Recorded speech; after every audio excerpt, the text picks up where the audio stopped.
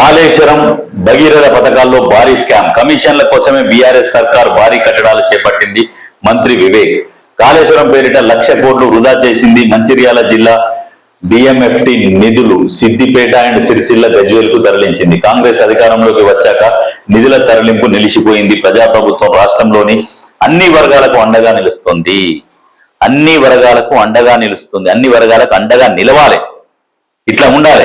గత పాలకుల దరిద్రులు ఏం చేశారంటే వాళ్ళ కాన్స్టిట్యున్సీలకే నిధులు మళ్లించుకొని అక్కడనే మింగిరు. వేరే కాన్స్టిట్యున్సీకి నిధులు మళ్లిస్తే తినడానికి కొంచెం ఇబ్బంది అవుతుందని సరే పోతే పోయింది. మరి వాళ్ళ కాన్స్టిట్యున్సీలన్నా ఫుల్ గా జోరుగా డెవలప్ చేసిరంటే ఏం లేదు. ఓన్లీ రోడ్లు వేసిరు, మిగతా మొత్తం దోసుక తిన్నారు. విపరీతంగా దోసుక తిన్నారు. ఆ కాళేశ్వరం పేరిట ఏది మిషన్ కాకతీయ అని చెప్పేసి చెరువులు పుడికదీస్తామన్న దరిద్రులు చెరువులను మింగిన చరిత్ర వాళ్ళది. వాళ్ళు ఇవాళ వచ్చి ప్రజల గురించి మాట్లాడతారు. మిషన్ భగీరథ పాత ట్యాంకుల కలర్ వేసిరు. మిషన్ భగీరథ 40,000 కోట్లు 20,000 కోట్లు 1,000 కోట్లనే దోసుక తిన్నారు వాళ్ళుగా. వాళ్ళంట ప్రజలకు సేవ చేస్తారట. వాళ్ళు ప్రజల బాధల గురించి ప్రజల పక్షాన నిలబడి మేము మాట్లాడతాం, ప్రభుత్వాన్ని నిలదీస్తామని మాట్లాడుతున్నారు. సిగ్గు ఉండాలి. మిషన్ కాకతీయ మీద ఎన్ని వేల కోట్లు ఏం చేసిరు? ఏ చెరువు పూడిక తీసిరు?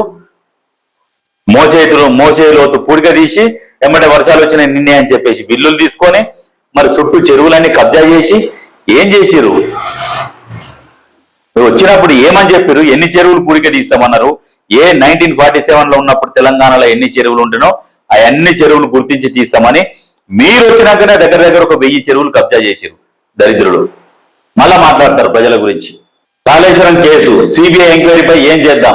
విచారణ కోరుతూ కేంద్రానికి రాష్ట్ర ప్రభుత్వం లేఖ రాసి 7 నెలలు నోటిఫై చేయని కేంద్ర హోంశాఖ.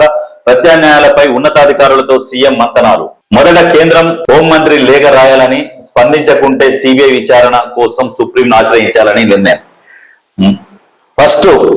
మొట్టమొదటగా కేంద్ర హోంశాఖకు లెటర్ రాయాలి. కాళేశ్వరంది సిబిఐకి అప్పగించి 7 నెలలు అవుతుంది. ఒక ఆయన చెప్పిండు 48 గంటలలోనే మేము అరెస్ట్ చేసి చూపిస్తామన్నాడు. అరెస్ట్ లేదు, గిరెస్ట్ లేదు. మరి ఎందుకు అరెస్ట్ చేస్తలేరు? మరి ఎందుకు కేసు అప్పగించమన్నారు? రాష్ట్ర ప్రభుత్వం నుంచి కేసు తీసుకున్నారు, వాళ్ళని అరెస్ట్ చేస్తలేదు. ఇప్పుడు మరి మొదట కేంద్ర హోంమంత్రికి లేఖ రాసి ఆ తర్వాత స్పందించకుంటే సిబిఐ విచారణ కోసం సుప్రీంను ఆశ్రయించాలని నిర్ణయం తీసుకుంటారు.